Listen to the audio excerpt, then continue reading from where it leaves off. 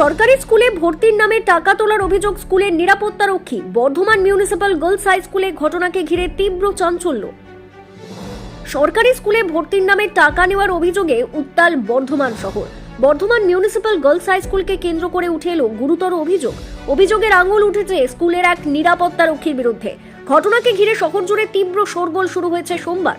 বর্ধমান শহরের ছাত্রের অভিভাবক মুনিয়া কোলে অভিযোগের সুরে জানান, তার মেয়েকেও সরকারি স্কুলে ভর্তি করানোর জন্য প্রথমে 25,000 টাকা দাবি করা হয়। তিনি জানান, গত ডিসেম্বর মাসের 10 থেকে 15 তারিখের মধ্যে প্রয়োজনীয় নথিপত্র জমা দিয়ে অভিযুক্তের হাতে 5,000 টাকা দেওয়া হয়েছিল। এরপর একাধিকবার ফোন করা হলেও ভর্তির বিষয়ে কোনো স্পষ্ট তথ্য দেওয়া হয়নি। অভিযোগকারীদের দাবি, পরে তাকে জানানো হয় যে মার্চ মাসে ভর্তি করানো হবে, তবে তার জন্য বাকি 20,000 টাকা দিতে হবে। মুনিয়া কোলের অভিযোগ, তার মেয়ের ভর্তির নাম করে ধারাবাহিকভাবে টাকা আদায়ের চেষ্টা করা হয়েছে।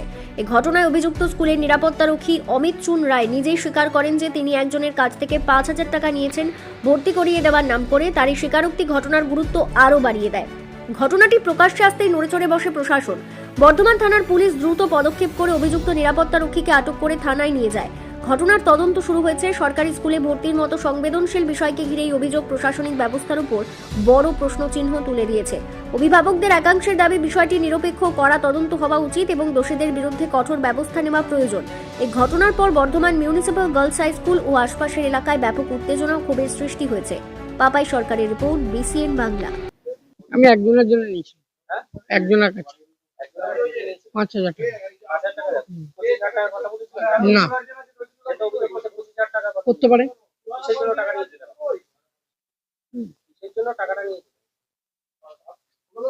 স্কুলে ভর্তি করা ব্যাপার, স্কুলে ভর্তি করা, এই স্কুলে আমি দেখতে পাচ্ছি না।